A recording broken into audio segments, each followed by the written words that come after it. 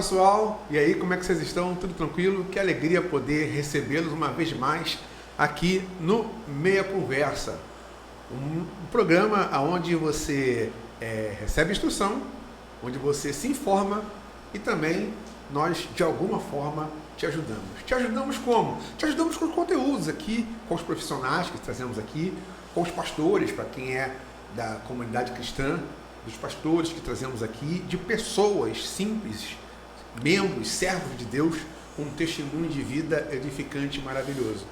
Você já tem visto vários vídeos que temos aqui no canal e eu queria te convidar, te incentivar, te encorajar a deixar aqui nos comentários o que você acha interessante. Fabrício, poxa, traz alguém para falar sobre isso, sobre aquilo. Na verdade, nós estamos fazendo tudo isso aqui para vocês. Então, a participação de vocês, ela é muito importante, né? Ela é muito importante. Então, comenta aqui, considere se comentar aqui, considere se inscrever aqui no canal, ativar as notificações, porque toda quarta-feira tem um episódio novo aqui do Meia Conversa. E hoje eu tô tendo a grata alegria, o prazer inenarrável, a satisfação brutal de ter um cara exponencial aqui. Sabe quem é? Clênio Fernandes. Meu Deus, que prazer enorme estar aqui. Eu chamo, pra mim ele é o vulgo Queruba, né? Na nossa intimidade aqui. Depois eu vou explicar melhor como é que é. É uma longa história. Ele tem esse apelido aí.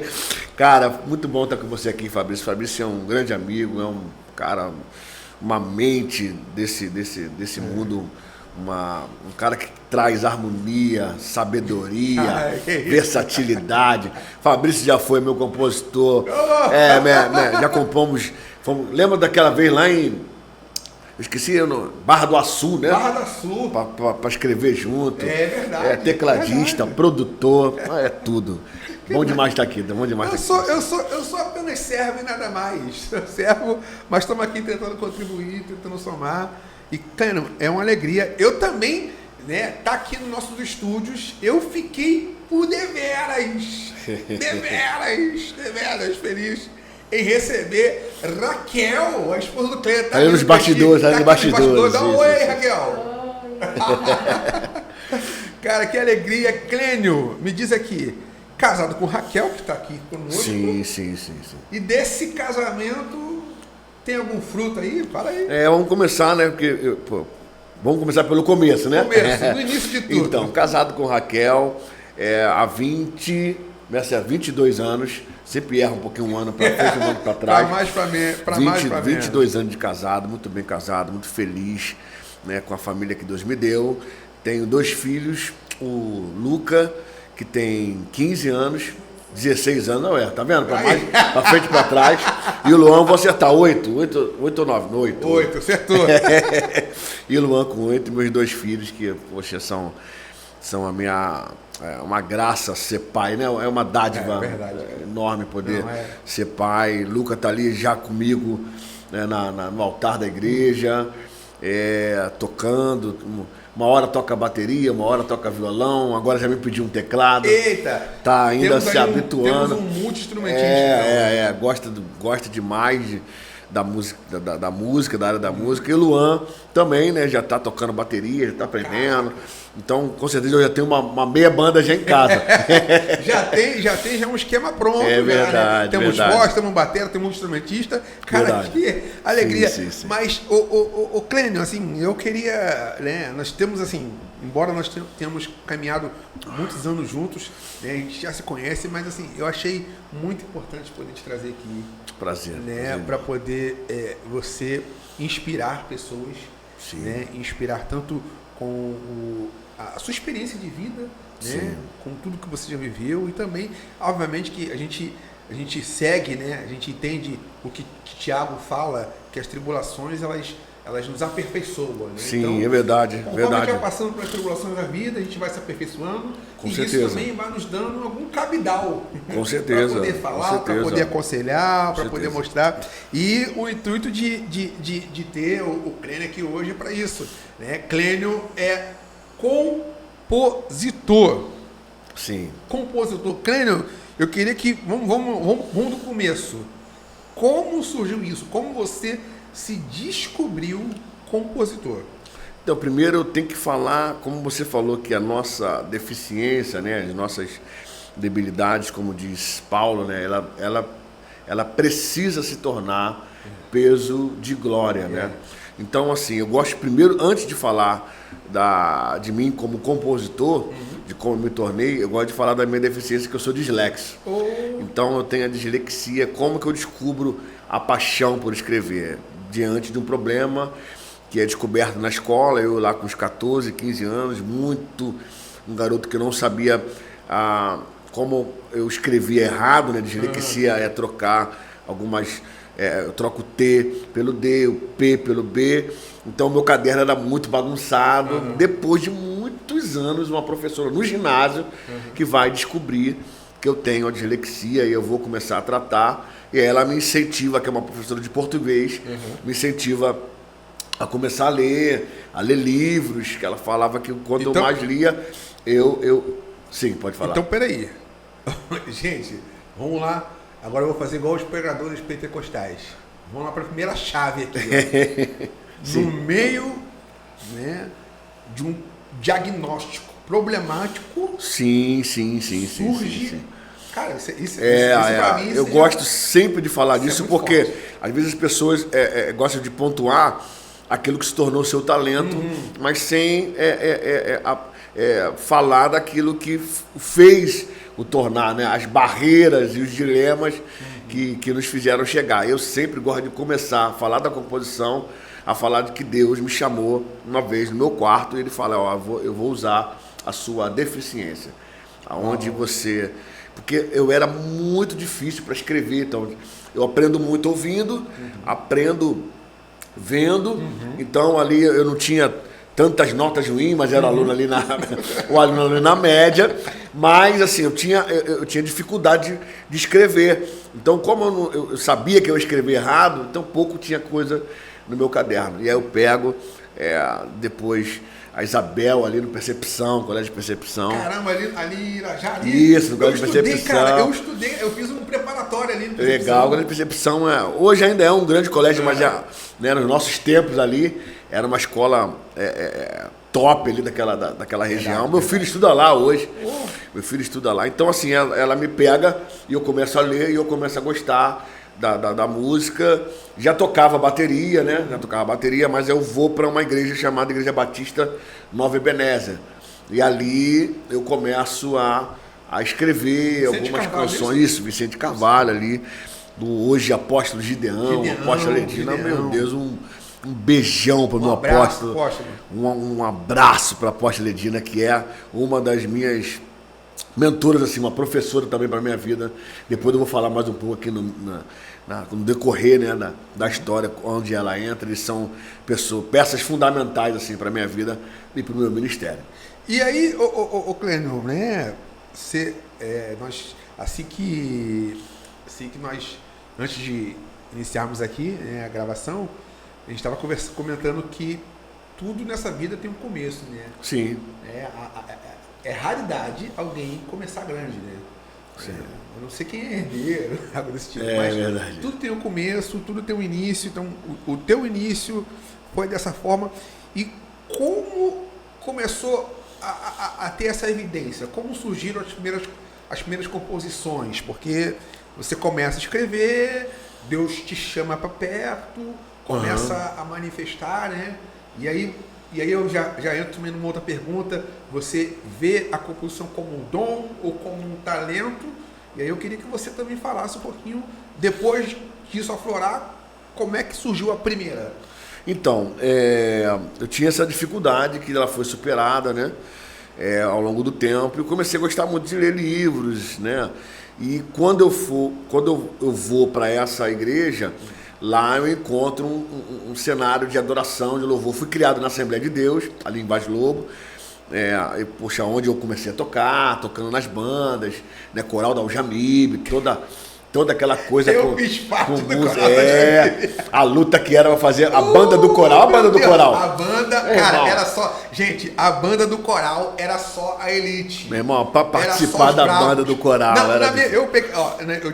Eu peguei a fase do Itagibe Cabral. Itagibe Cabral, né? Nós temos quase a mesma idade, né? Quase. Vamos revelar agora não. Itagibe Cabral, Massafo. Massafo. Massafo já foi, eu já tava saindo. Cara, mas assim, foi a época... Lendário. Época de ouro ali do Ministério de Boa Esperança ali, meu Nossa. Um milagre, Senhor. Isso é coisa boa demais. Os domingos, os ensaios, a gente saía correndo, ia pro ensaio e voltava. Enfim, que tempo maravilhoso, cara. Que tempo maravilhoso. Então, eu, na Assembleia ali, eu vou tendo essa questão do contato com a música. E vou para Batista, sair da Assembleia de Deus e vou para uma Batista tradicional. Uau! Em Vicente Carvalho ali. Peraí, pessoal. Eu vou sair do meio do pandeiro e vou para uma igreja que está introduzindo as palmas, né? Para você imaginar a dificuldade que eu passei, essa transição, mas foi muito importante para a minha vida ministerial. Assim, e lá eu encontro nada mais, nada menos que Emerson Pinheiro, Fernanda. Quando eu chego na igreja e tá ali o cara tocando piano, eu falo, pô, aquilo ali é o Emerson, bicho.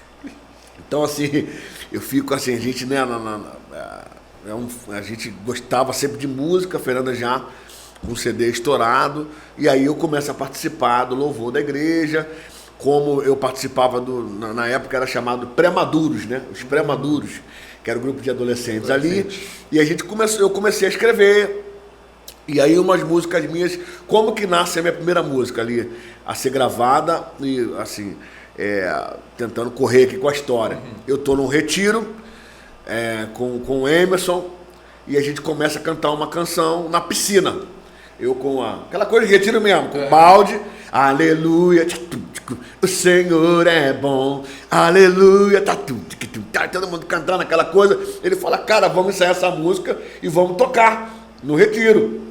A música pega no retiro. Quando pega no retiro, tá todo mundo cantando. Quando chega do retiro, o Emerson fala, cara, de quem é essa música? Ela falou, a música é minha. Ele, cara, não acredito, cara, tu escreve e tal. E aí eu sou inserido no mundo da música. Ele fala, tô gravando um disco da Extra. Imagina pro menino, cara. Ó, o cara, não acredito. Tô gravando um disco da Extra, tá faltando uma música rápida, cara. É isso mesmo, é você mesmo, essa música mesmo. Eu entro com a primeira música no disco da Extra, fazendo a primeira participação em um CD na MK, cara, naquele tempo. Áureo ali. Eu cantava rapper, né, cara? Era do rapper. Então eu participo do CD da Extra com essa canção e cantando um rapper no CD dela. Caraca, não, inclusive esse CD foi um CD icônico, acho que foi... Pô, Deus proverá, o Deus proverá. Cara, foi um CD icônico, assim. CDzaço. Sucesso, foi bom pra caraca. Foi. Bebeto de cara batera ali. Uma banda impressionante, a banda absurda. Absurda. A galera, sim. A família Olicara, né? Eu lembro que na época a família Olicara tava assim...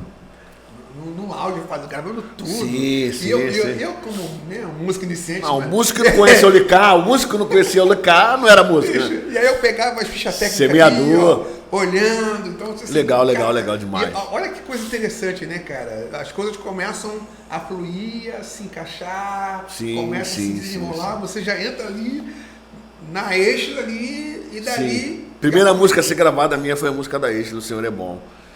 Cara, muito bom. Uma experiência incrível, assim. Cara, agora, vamos... Agora eu separei algumas coisinhas aqui, e aí a gente vai... Eu quero também que você conte também um pouquinho da tua história, e aí a gente vai... Mas eu queria que você me desse um norte aqui agora, porque você começa agora a compor, e aí, tecnicamente, se compor acaba se tornando um ofício. Sim. Né? Uma arte que começa a se tornar uma profissão, né? É uma profissão agora. E aí como é que você starta esse projeto, esse processo da criatividade? Como é que é isso? Como é que isso vai fluindo? Como é que é? Você está sentado, ouve uma voz? Acho que talvez essa é a dúvida de muita gente aí. Como é que se dá esse processo? Como é que nasce uma canção? Como nasce uma canção? Então eu preciso, no processo de composição, preciso extremamente estar inspirado, né, e ser tocado por alguma coisa. Por quê? Vou te explicar. Você foi meu tecladista há um tempo, eu não toco instrumento harmônico. Eu faço 3 notinhas. Para. Aí, gente. Peraí, compositor que não toca, é isso? Não toca não, né? Não toca instrumento harmônico. Isso. Então, assim, eu tenho 3 notas que é estudada pela NASA. Eu faço 3 notinhas que são estudadas pela NASA. Os músicos, meus amigos, falam que cada hora soa de um acorde. Cara, como é que é isso? Que soa de uma forma para uma outra. Então eu não uso, já explicando, eu não uso sempre o violão para tocar. Então a música tem que, como a gente diz, descer, né? É sempre de uma leitura, de um livro, de um estúdio. Graças a Deus o Senhor me deu bastante assim musicalidade. Eu cresci no meio da música.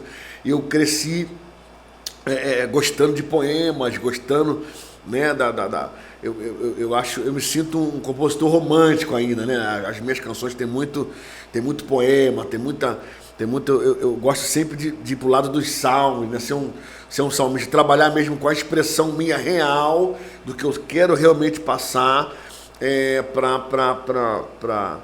porque eu quero dizer para Deus, né? Existem algumas pessoas que se importam realmente. Eu acho muito bacana o cara que consegue escrever uma música se importando como a igreja vai cantar, com tonalidade específica. Tem gente que tem um talento para isso. Eu preciso realmente...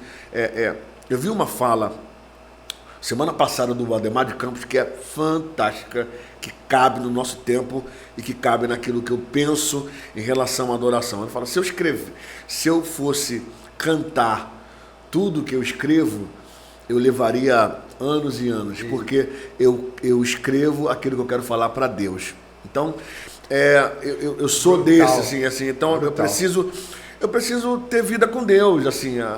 Se essa canção vai ser gravada por alguém, se ela vai entrar em ascensão, se ela vai ser cantada na igreja, é um outro passo, né? Eu escrevo para adorar o Senhor, eu escrevo para expressar aquilo que eu sinto por Ele. Então, algumas dessas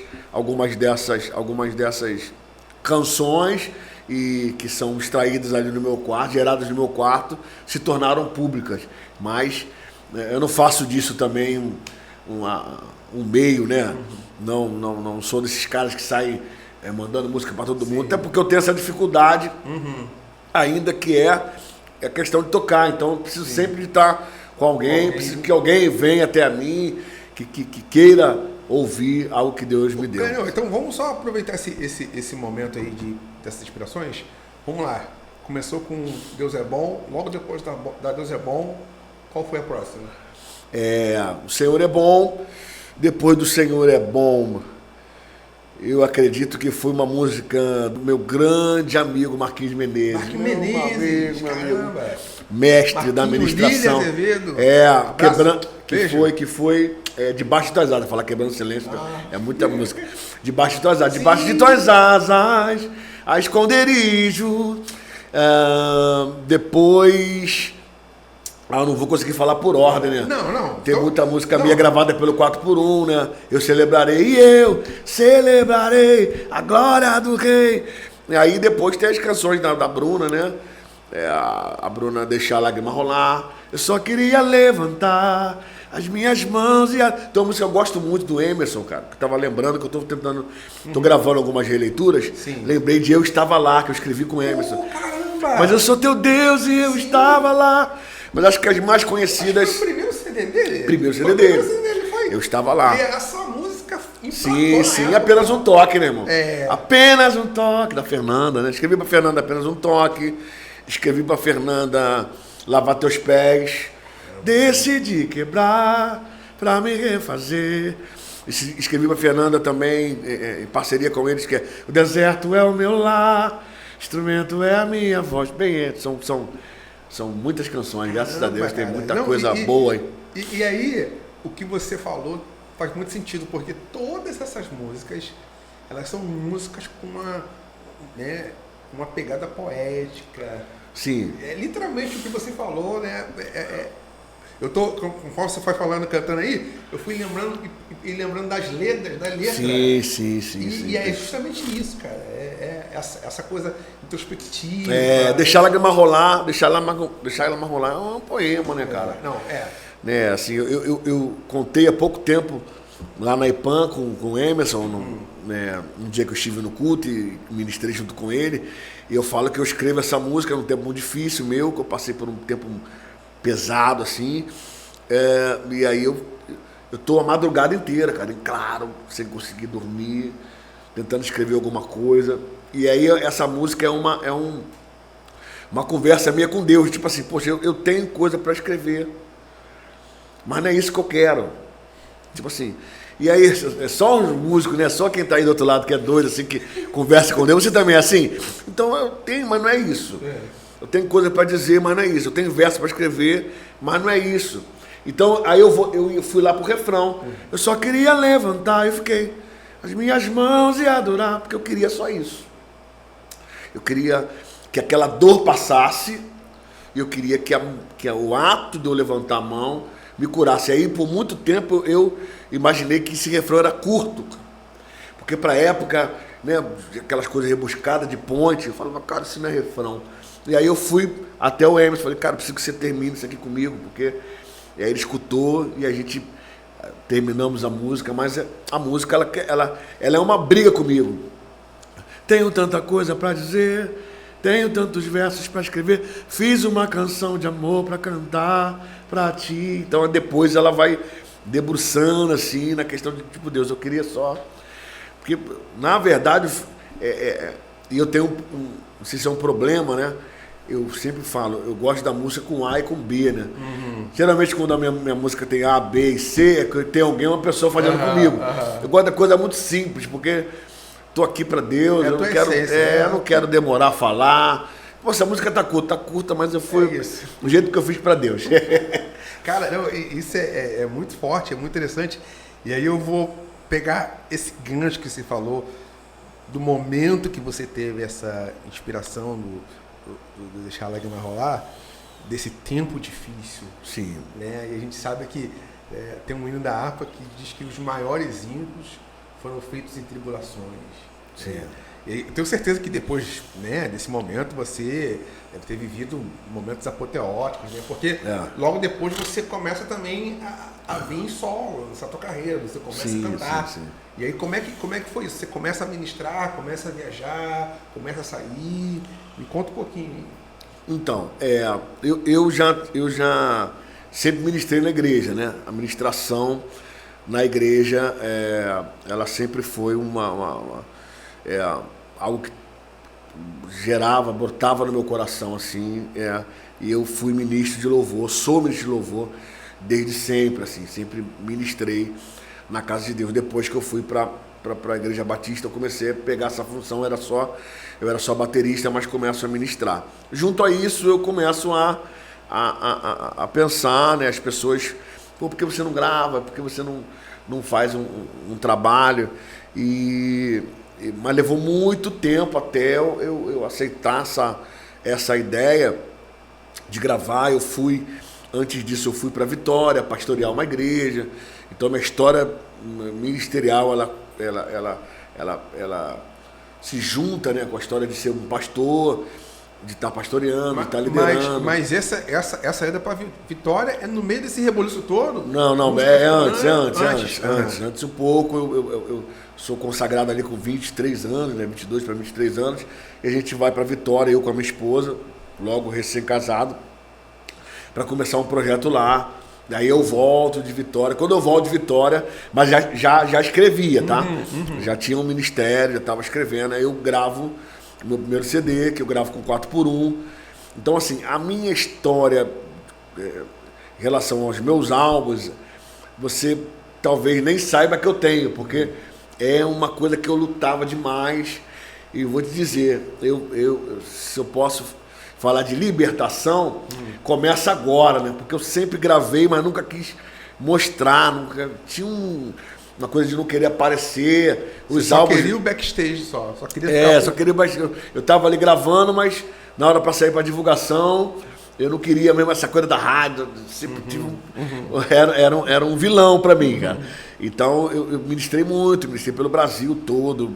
Sempre amei da palestra para louvor, pregar nas igrejas. Então eu fui vivendo esse tempo aí entre ministração, CD e até que eu começo a pastorear mesmo, auxiliar, e aí eu começo a dividir essa questão da música, da ministração, e agora a gente está voltando, né, cara? Depois de um tempo, você me pergunta aí sobre a questão do testemunho, né? Dos momentos. Porque dos assim, momentos você volta, mas aí eu queria só recapitular um pouquinho, voltar um pouquinho aí, antes de você dar esse prosseguimento, porque assim, você fala dos momentos da dificuldade, você fala das tribulações, das dificuldades. Sim. A gente sabe que isso é inerente, acontece com todo mundo, faz parte. Só que você também vai viver um momento, porque assim, você está ali no clímax, na boca de todo mundo, sim, fazendo música para todo mundo. Apenas um toque estourado, tudo estourado. Sim, sim.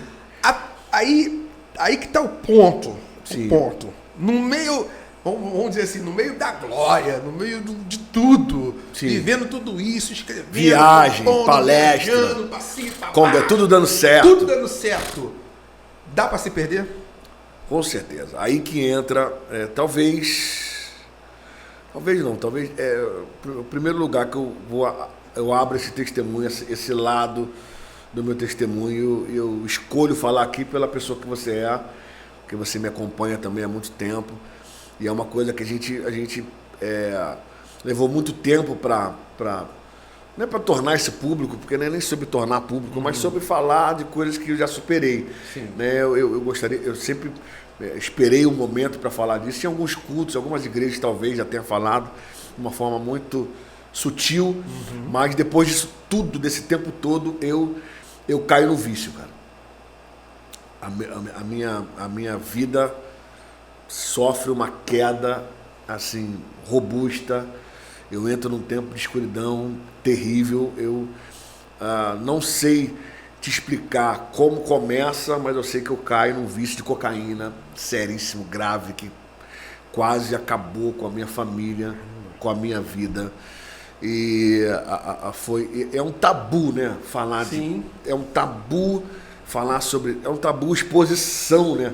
Então na igreja. Então, uma das coisas que me fizeram muito mal foi eu ser uma pessoa pública e não poder e não achar espaço para conversar. Apesar de ter muitos amigos, mas sempre você pensa primeiro em quem você ao invés de pensar no que você está se tornando, no que aquilo está se tornando, né? Então, o pecado vem consumindo, até que chega um ponto que você não dá mais conta. Eu realmente perdi tudo, né?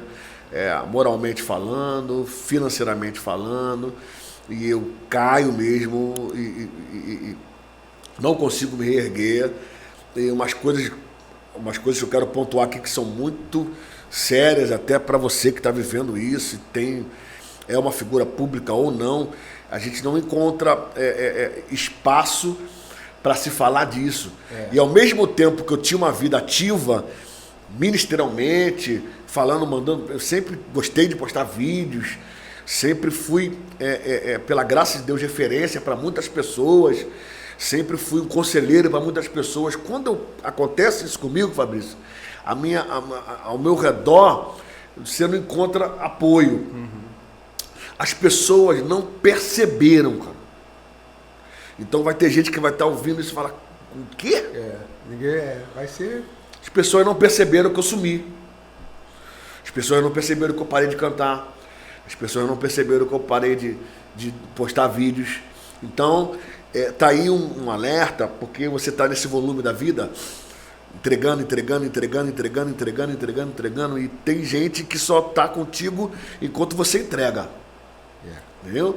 Tem gente que só é teu amigo enquanto você está ali entregando coisas que vão beneficiar. Então, assim, é uma coisa que eu, graças a Deus, superei, né? Superei com a minha família. Me diz qual foi um dos caminhos para essa superação? Você teve algum acompanhamento pastoral? Cara, olha só, casa. O acompanhamento que eu tive foi família. Minha esposa que está aqui do meu lado não desistiu de mim. Cara. A minha irmã, minha mãe que é falecida, que foi uma guerreira de oração, mas eu tive muito pouco apoio no que se diz respeito a pastores. Eu tive alguns amigos, é lógico, né, alguns amigos que me ajudaram, me apoiaram, mas eu tenho que dizer que nesse momento ali, que o negócio pega, a família foi crucial. A minha casa, a minha base. Eu tive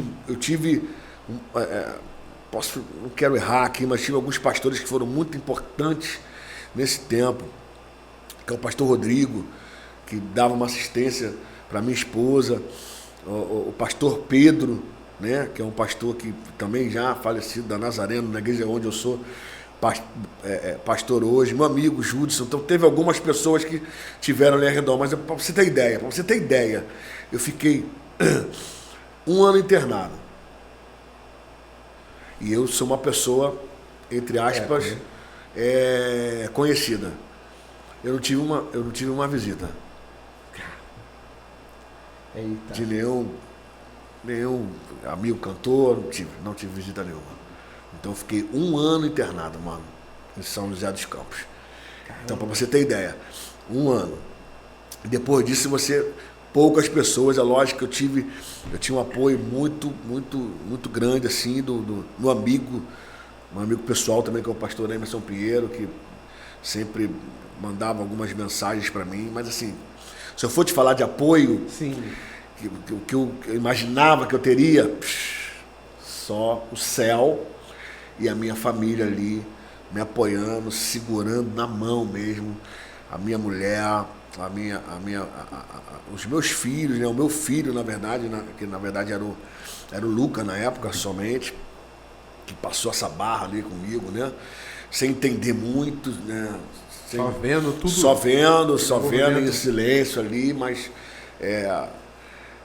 foi um tempo muito doloroso, cara. Um tempo em que eu, só a mão de Deus para me tirar e reverter esse quadro, me tirar, porque você perde, né, o chão. Uhum.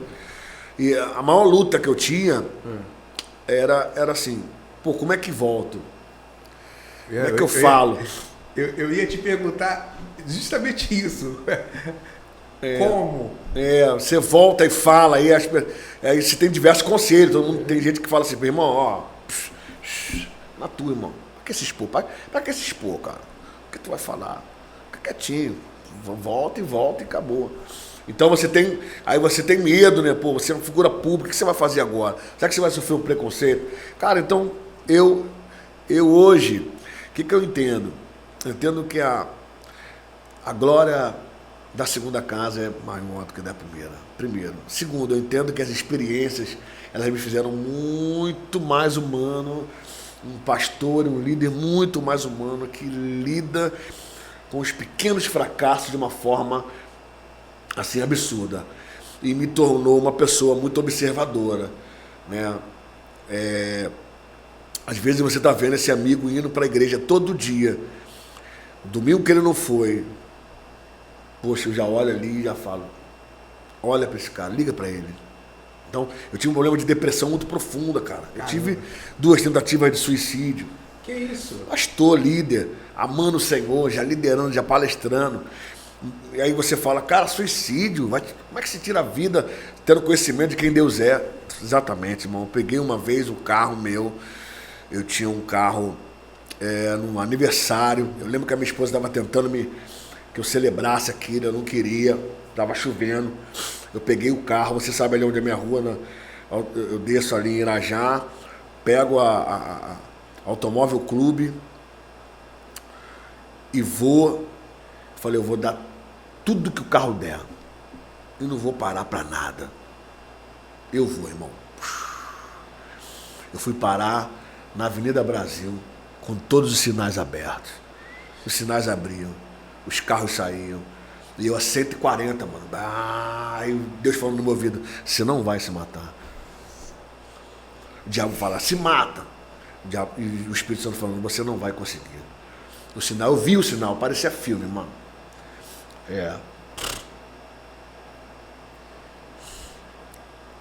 Eu vi os sinais abrindo, mano.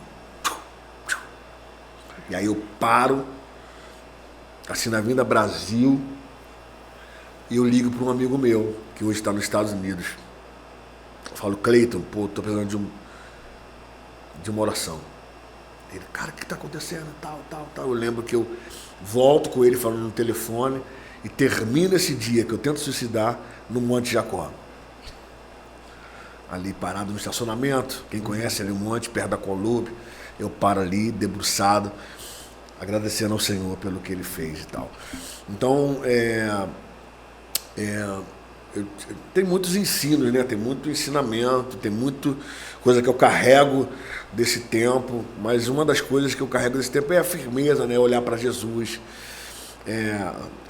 a graça de estar em família, é a graça também de poder Deus fez compartilhar, né, cara? Deus fez florescer sentimentos, percepções que você talvez tenha perdido no meio do caminho. Nossa, com certeza. Primeiro... Não, é interessante, só enquanto você estava falando aí sobre isso, o único texto que me veio foi Salmo, eis que não dorme, aquele que te guarda. Cara. Salmo 121. É um negócio assim, eu dormia às vezes é até difícil às vezes lembrar, né, cara, de que a gente estava tão longe de Deus assim, a ponto de cometer algumas insanidades. Eu dormia às vezes com uma faca no meu travesseiro, assim. Eu pensava assim, uma hora eu vou dar umas facadas e vou acabar com a vida, assim. Dormia. E assim, entender que Deus me protegeu nesse tempo, cara, assim, de uma forma absurda, me amou acima de tudo, né? Me trouxe para a vida. E assim, e protegeu, né, cara? Então hoje eu falo disso muito tranquilo, porque assim, é uma sensação de que você pode cantar de novo, pode pregar de novo, pode fazer diferente. Hoje eu tenho a minha família, hoje a minha família está extremamente ao meu lado. A gente faz tudo junto, né? Depois desse, eu acho que já tem alguns anos já essa superação, mas assim, a gente está muito mais fortificado, eu como marido, né, como pai. Então foram muitos laços que foram fortificados no meio dessa dor. É literalmente o que Tiago fala, né, sobre a tribulação ter esse poder, né, ter essa ação, sim, de agir em nós, né, de prepararmos, de lapidarmos. Sim. Cara, que forte, que interessante demais. E aí quando você estava falando aí, eu me lembrei de uma música, não sei se você vai lembrar. Eu quero voltar a ouvir teus segredos. Nasce nesse tempo, né, cara? Então tem muita coisa, cara, Fabrício, tem muita coisa. Tem muita coisa que eu escrevi. Canta pra gente, assim, o que foi mais forte pra você. Tem muita coisa que eu escrevi, que eu escrevi que faz muito mais sentido para mim agora, né? Porque eu estava algumas músicas eu escrevi no processo ainda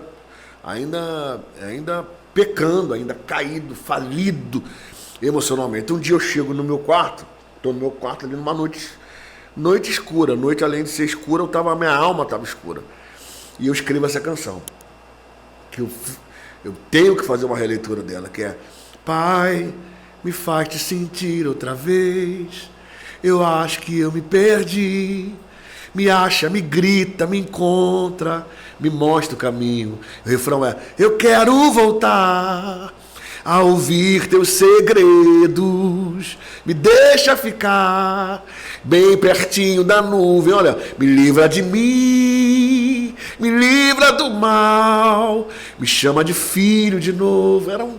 Cara, forte demais. Desejo, me aquece outra vez. Então, assim, a canção, a gente tinha a música não era um instrumento, não era A música era o único recurso que eu tinha para falar, Deus, me tira, me livra, acrescenta alguma coisa em mim, né, de forma que eu consiga vencer. Então, o que acontece? A pessoa que é uma usuária, ela toma uma decisão de noite, de manhã ela cai, ela para 3 dias, e de manhã ela vai de novo. Então eu tive que entender que viver Deus diariamente, eu tenho que viver Deus, eu tenho que acordar hoje e falar, Deus, obrigado. Tenho que acordar amanhã e falar, Deus, obrigado. Então eu aprendi a não supervalorizar o amanhã. Eu aprendi a viver o hoje, cara, com clareza, com tranquilidade, entendeu? E falar, Deus, muito obrigado, porque o Senhor tem me mantido forte, entendeu? Para ser uma voz dessa geração. E é uma mentira do inferno essa acusação de que você não vai poder mais ser. E é o que as pessoas pensam, pô, eu não vou confessar, eu não vou falar, porque amanhã as igrejas, os altares, a minha agenda vai cair. Então, eu vou dizer que tem muitas pessoas que não estão confessando um pecado, mas elas vão ter que confessar uma morte. Tem muita gente que não confessa hoje um simples deleite, e ela vai ter que confessar depois um final de carreira. Ela não tem coragem de confessar um delito, mas ela vai ter que encarar um divórcio. Então, eu aprendi isso na marra. Tipo assim, o que você prefere? Admitir para Deus, ou pro seu parceiro, ou pro seu amigo, que você não está aguentando, ou acabar com o ministério, ou perder a chance de ir pro céu, cara. Não é negócio de agenda, porque não tem como você não ter esse medo, tá, Fabrício? Hoje eu tenho essa coragem de falar, porque eu sou liberto no sangue do Cordeiro. Mas quando eu estava ali, o que me levou para o fundo era, não vou falar. Acabou a agenda, acabou a imagem que as pessoas tinham de mim, entendeu? Então assim, a minha imagem está escondida atrás da cruz. Do Calvário. Ele que disse ele que disse a minha música vai ser relevante ou não. É ele que disse a minha agenda vai voltar a lotar de novo ou não vai. O que importa hoje é o que eu faço para ele, entendeu? Cara, e isso é muito importante e muito válido, essa pontuação aqui de extrema relevância. A gente tem que tomar cuidado para poder não ficar vivendo uma vida de mentira. Sim. Cara, eu acho que a pior coisa é viver uma vida de mentira. Porque você acha que está enganando todo mundo, está enganando a si mesmo, está morrendo por dentro, você está se acabando. Sim. Assim, e aqui, gente, eu tenho convicção de que essa conversa está sendo gravada aqui para você, para poder te alertar, cara. Te alertar para poder sair dessa. Para procurar alguém, procurar ajuda. Sim. Tem gente que está morrendo calado aí, porque não confessa. A Bíblia diz que aquele que confessa e deixa vai alcançar misericórdia. É certeza. A Bíblia está dando uma certeza. A Bíblia está dizendo. E aí, cara, eu acho que a sua colocação, a sua pontuação sobre voltar sem ter essa preocupação com agenda, né, com status, cara, ela é muito válida. Sim. Muito importante. Não, eu só consegui fazer isso, Fabrício, a partir do momento que eu me libertei dos grilhões, né, da visibilidade. Entendeu? A gente escolhe a algema que nós escolhemos, que tipo de escravo, né? Posso ser um escravo do reino. Repete de novo aí. A gente escolhe as nossas algemas. Ninguém é liberto. Você escolhe a algema que você é algemado na graça, ou você é algemado na graça e na vontade de Deus, ou você é algemado por seus desejos. Você escolhe. A verdadeira libertação é saber que você tem uma algema. Uau. Ninguém é livre para fazer tudo. Entendeu? Eu escolho aonde eu me prendo. Eu me prendo no reino, eu estou preso nas vontades dele, então eu estou algemado na graça, na sua misericórdia. E porque eu sou algemado na graça, tem algumas coisas que não é me permitido fazer, tem algumas coisas, lugares que não é me permitido ir. Então é uma escolha para nós. E essa libertação de falar, cara, eu estou tranquilo, eu estou em paz. Então eu fui trabalhar, eu fui estabilizar minha vida, e Deus me deu a graça de... eu não imaginava... Uma outra rotina.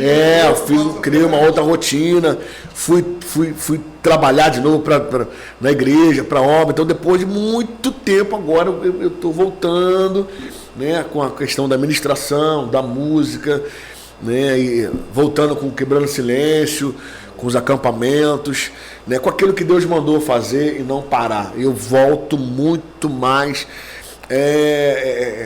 assim, obstinado e focado em falar com pessoas.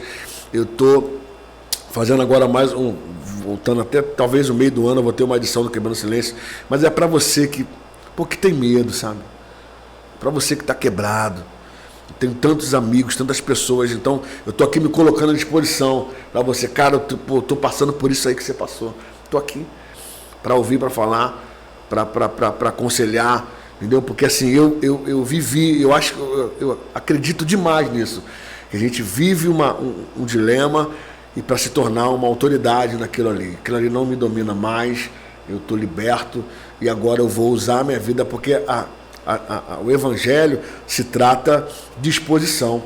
Está lá a música, apenas um toque, né? Uma das canções, uma expoente assim, do meu ministério. A mulher não podia tocar, e ela toca e é curada. Quando ela é curada, Jesus faz questão de expor. O céu faz questão de te expor, querendo você ou não. Você pode tentar se esconder, mas o céu quer te expor. Ou você se apresenta, ou você vai ser... Não tem jeito. Então, Jesus fala assim, alguém me tocou. Jesus, tem muita gente. Não, tem muita gente. Não, e essa mulher tem medo. Por que ela tem medo? Ela cometeu um crime. Então por que você não quer confessar? Por que você não quer ser uma pessoa que vai lidar com a transformação? Por que você não quer passar por esse confronto? De saber que você é. Você é falho, cara. Você erra. Você talvez esteja entrando em sites de pornografia. Está viciado. E vive uma mentira. Tem que se expor, tem que deixar, tem que escolher a algema que você quer ficar, cara. Não tem como, porque uma hora a conta chega, e a conta que chega, né, 1 mais 1 são 2. É céu versus inferno. A conta chega, cara. Cara, essa questão de... Você pontuou uma coisa também muito relevante. A todo tempo, né, em vários textos bíblicos, Jesus vai se utilizar desse mecanismo que aqui que está... Cara, isso é muito forte, eu estou muito emocionado. Não é uma exposição para demérito, é uma exposição para cura. Para cura. Filha, o que aconteceu? Aí ela chega, né, cara? E aí Deus fala assim, olha só, aquilo que te condenava, quem você era, né? A dor que você tinha, está curada, tá? Então, vai, filha, não peca mais não. Vai embora, sabe? Então é uma exposição para apresentar. Eu estava ontem falando com um amigo meu da igreja sobre a mesma coisa, que ele estava falando sobre toma o leite e anda do tanque de Betesda. Sim. Então eu falei para ele assim, o leito era a condenação do cara. Então Jesus fala assim, pega o teu leito, pô, e vaza daqui. Mas vaza, não vaza deixando o leito, não. Vaza com o leito nas costas, para as pessoas entenderem. Ali é o cara que ficava deitado. Lá vai o ex-aleijado. Entendeu? Deus quer te dar esse codinome, né? Cara, muito forte. E aí, eu tô assim, eu tô impactado mesmo, porque Deus tem os seus caminhos. Sim. Né? E aí Deus às vezes permite algumas intempéries e nos chama para fora. Estou lembrando aqui do homem da mão bem ressequida também, quando Jesus fala, levanta e vem para o meio. Cara, exposição. Exposição. Se você não quer exposição, escolheu a religião errada. Jesus escolheu. Jesus te chama para expor, para colocar você e dizer assim, eu posso fazer você uma pessoa. Está lá Pedro, pô. Está lá Pedro. Tinham 2 barcos. Ele escolhe o de Pedro. Quero o teu barco emprestado. Agora vem cá você que me emprestou o barco. O que aconteceu hoje? Não lavei. Exposição. Um pescador admitir que não pescou. Exposição. Ah, tu não pescou? Então vai lá e pesca de novo. Exposição de novo. Vai lá e faz de novo. Mas você não fez direito? Tem gente que não quer fazer pela segunda vez. Tem gente que não quer fazer. Então ele para no meio do caminho. Ele está falando assim, vai lá e faz de novo. Tem gente que... A gente prega sobre Pedro, canta sobre Pedro, mas tem gente que não consegue partilhar da mesma coragem. Vai lá e faz de novo. A empresa quebrou. Vai lá e faz de novo. O casamento, tô querendo divórcio. Vai lá e ama de novo. Então, tem gente que se perde no propósito porque não quer fazer pela segunda vez. Meu Deus! Gente! E aí? Isso aqui tá forte demais, gente. Vocês já sabem que é uma característica minha. Eu tento ouvir o máximo e falar o mínimo, porque o objetivo da minha conversa é isso. É instruir, orientar e ajudar. É isso aqui, é para isso que nós estamos aqui. Nós queremos que a sua vida seja edificada, que você seja edificado, e eu acho que esse testemunho aqui, gente, vocês esquecem tudo. Compartilha aqui com a gente aqui um pouquinho do seu testemunho, coloca aqui nos comentários se você está vivendo aí, pede uma ajuda aqui, porque a gente vai te ajudar de alguma forma. Tá? Nós estamos aqui para isso. Mas, Clênio, quero saber, depois desse movimento todo, quais são os próximos passos? O que Deus está te ensinando? Você já falou, né? Do quebrando o silêncio, da volta do acampamento, mas quais são os próximos passos? O que você está planejando? O que você está querendo? Como é que vai ser aí daqui para frente? Então, eu estou preparando um projeto chamado Cantando Minha História. Né? Eu estou ali na track 3, né, do Maurinho, ali fazendo um projeto. A gente, até o meio do ano, vamos gravar esse projeto. Gravei uma live session agora com algumas releituras. E eu tô acabando tendo que fazer releitura minha mesmo, porque o que acontece? Como nada meu da minha discografia é conhecida, então eu estou usando da minha própria discografia para fazer umas releituras. Eu acredito que vai ser um tempo muito bacana. Além disso, estou voltando com meus projetos que eu amo fazer, que é o Café com Adoração, que é um café com ministros. Acho que você já teve em alguns. Sim. Né? Já participei. Fazia na Ebenezer, fazia em outras igrejas. É um Café com Adoração, que é um ajuntamento de ministros, de líderes de louvor. Eu estou com um projeto também, que eu vou começar, eu vou soltar aqui o nome, porque eu não gosto de ficar guardando muito nome, eu estava com o nome na cara. Pô, eu vou copiar teu nome, tu nem fez ainda, se copiar, fica sabendo que tu copiou. É um bate-papo com compositores e ministros, que é E Adoração. E Adoração. Tá entendendo? É um cara, eu tive com o Marcos Salles, com a Fernanda e com o Emerson escrevendo, e é um papo que eu quero muito ter, sabe?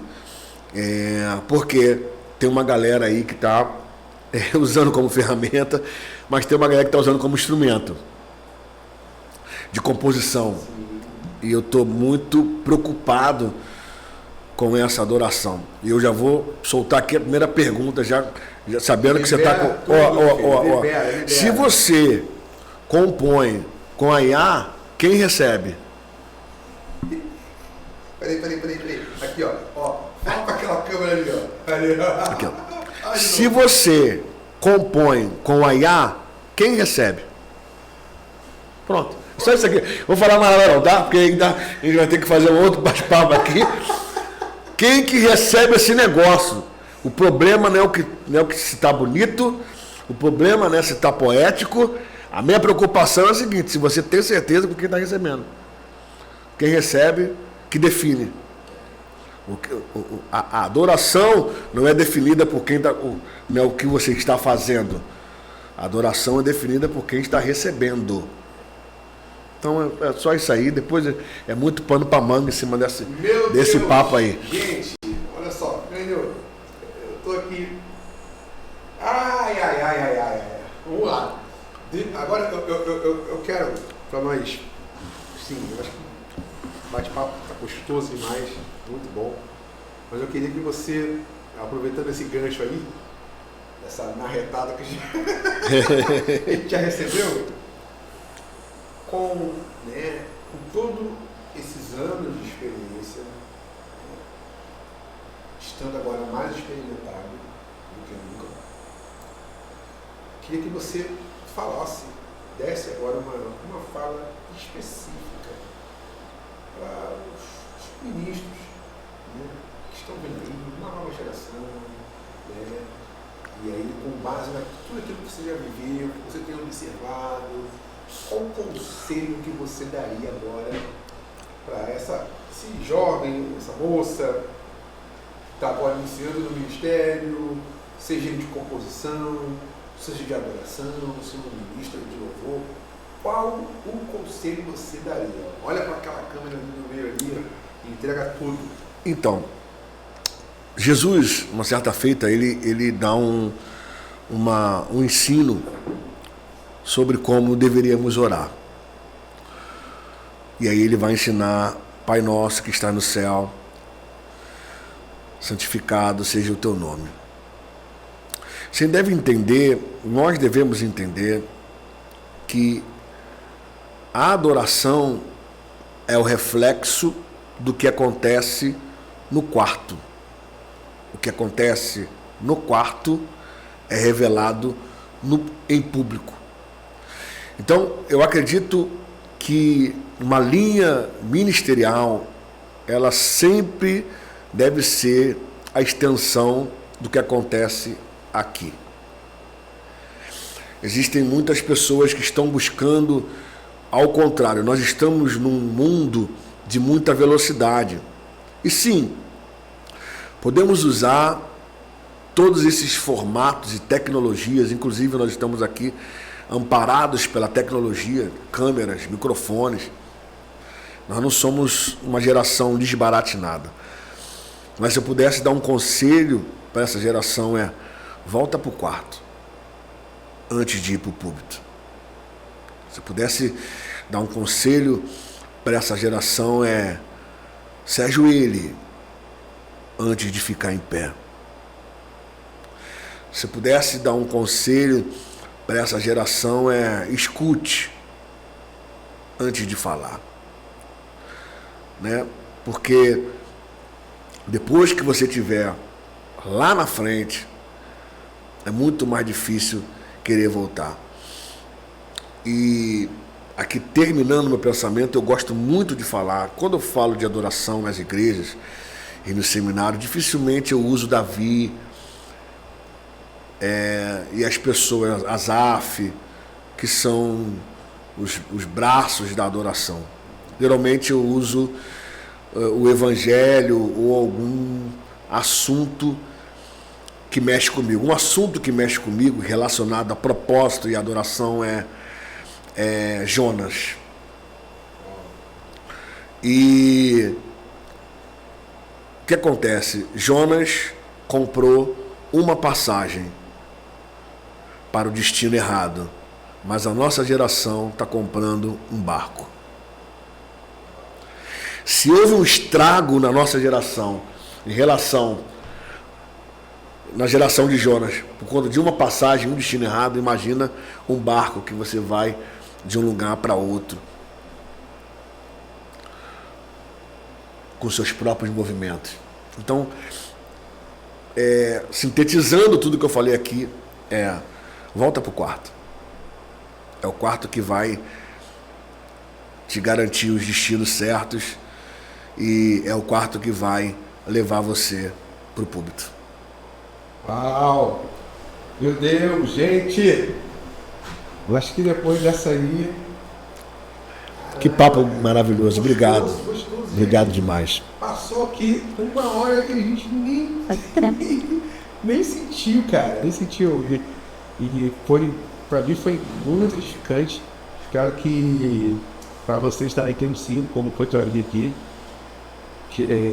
Se você quiser convidar o Cleiton para poder ir na sua igreja ministrar, que agora mais experimentado, pronto, ele já, né? O próprio Deus ele vai aprontando no quarto, né?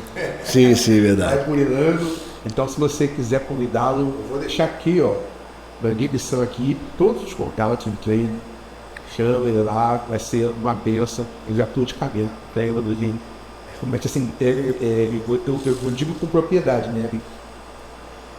São poucas as pessoas aqui no Brasil que conseguem falar de louvor e adoração, né, cara? Então, que Deus tenha levantado para poder falar de forma específica. Então, se você quiser convidá-lo, eu deixo a conta aqui para ele. Obrigado. Prazer enorme. Obrigado por você estar aqui com a gente, né?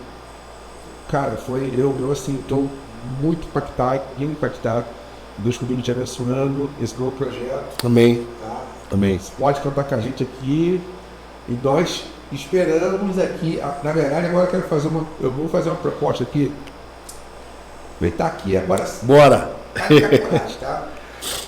Quero fazer um bate-papo com casais aqui, ó. Opa! E trazer a pastora. Meu Deus! Gabriel. Agora sim. Fechou então? Fechou, tá fechado, fechadíssimo. Mês de junho, vamos fazer aqui no especial só com casais, hein? Bom demais. Vamos falar um pouquinho sobre Já tô, família. já estamos.